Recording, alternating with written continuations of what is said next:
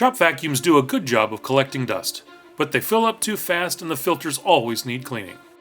Introducing the new Infinity DIY Quick Snap Dust Separator. It fits on most 5-gallon pails found at home centers.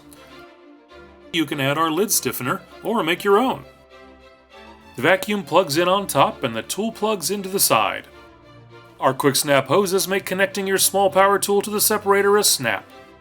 Make as much dust and chips as you want. You can see the separator pull all the waste in and down to collect in the 5-gallon pail. Here's how it works.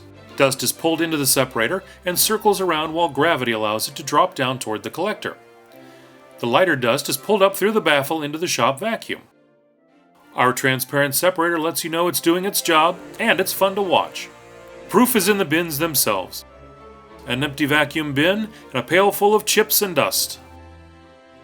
Save time and money with Infinity's DIY Quick Snap Dust Separator.